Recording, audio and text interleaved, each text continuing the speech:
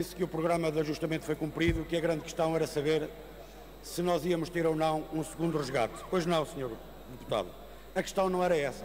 A questão era saber se o Governo, findo esse período, findo o protetorado, que até levou o Sr. Vice-Primeiro-Ministro Paulo Portas a colocar o relógio a andar para trás, a questão era saber se, findo esse período, o Governo iria ou não devolver aos portugueses tudo quanto em nome do programa de ajustamento foi subtraído.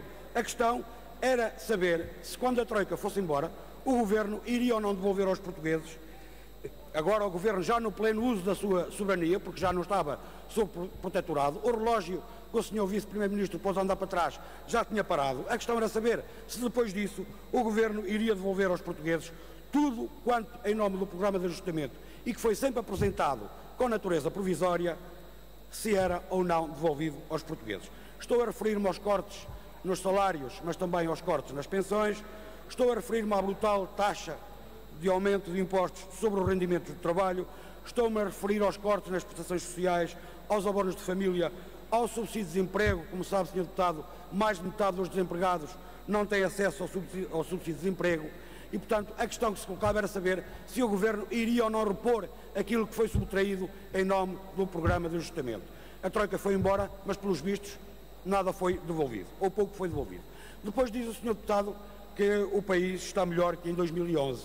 E a pergunta que se impõe é esta, Sr. Deputado. Está melhor para quem? Afinal, está melhor para quem?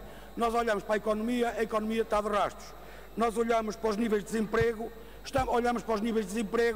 e mesmo com a imigração e mesmo com os truques utilizados pelo Governo a meter os estagiários para que não contem para desemprego, mesmo assim nós temos taxas de desemprego históricas, nós temos a pobreza, basta olhar para os dados do INE, a atingir limites absolutamente escandalosos.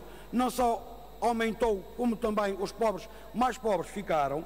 E depois, Sr. Deputado, a dívida pública, desde a tomada de posse deste Governo até hoje, aumentou 50 mil milhões de euros. E, portanto, Sr. Deputado, está melhor para quem? Eu já nem falo nos salários, porque nós temos que comparar como é que as coisas estavam em 2011 e como estão hoje. Como é que estávamos ao nível dos salários? Como é que estávamos ao nível dos impostos? Como é que estávamos ao nível dos serviços públicos? Portanto, não podemos concluir, Sr. Deputado, se calhar está melhor para alguns, e é essa a minha pergunta. Afinal, está melhor para quem?